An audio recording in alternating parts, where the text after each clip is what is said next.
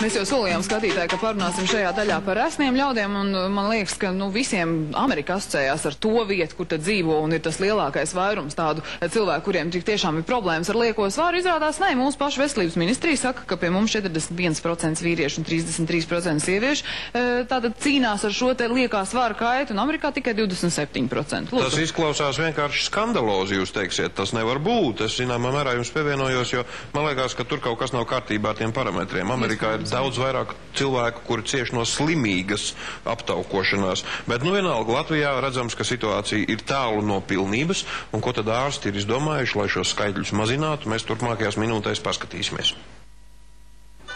Jūs neticēsiet, vēl pirms pāris gadiem šī sieviete svēra teju 100 kilogramus, bet šodien viņa izskatās labāk kā vēl nekad. Tiesa gan konkrētu zaudēto kilogramu skaitu viņa pateikt nevar. Принципиально, когда меня взвешивали, я не смотрела на весы, я не знаю, сколько я вешу сейчас. Marina jau kopš bērnības bijusi apaļīga, un tāpēc nav nekāds brīnums, ka savā dzīvē dzenoties pēc slaiduma darījusi visu iespējamo.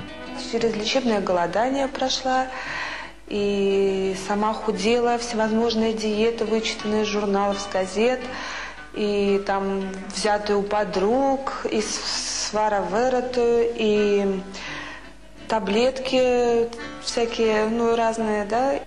Un tad kā glābējs pie apvāršņa parādījies dakters ar šādu te dīvainu priekšmetu, un tas, starp citu, tagad atrodas Marinā iekšā. Tas ir tas gredzens, kuru pacientam lika uz kuņģa augšējo daļu.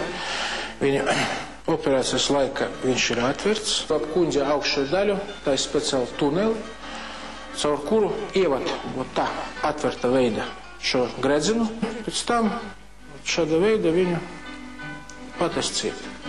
Lai varētu tapt apgredzenot, sievietē nācies gulties uz operāciju galda, un ar silikonu gredzenu viņas kuņģis izskatās kā smilšu pulkstenis. Toties ēst tagad var visu. Я могу себе позволить все. Я очень люблю сладкое. Я очень люблю мясо. Вот. Я ем все. Единственное, что я ем все в маленьких количествах.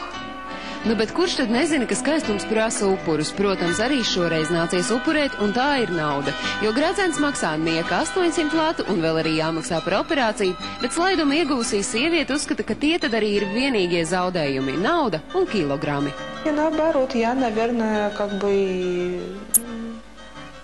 если бы я ее не сделала, я бы, может быть, чем-то жертвовала бы, скажем так.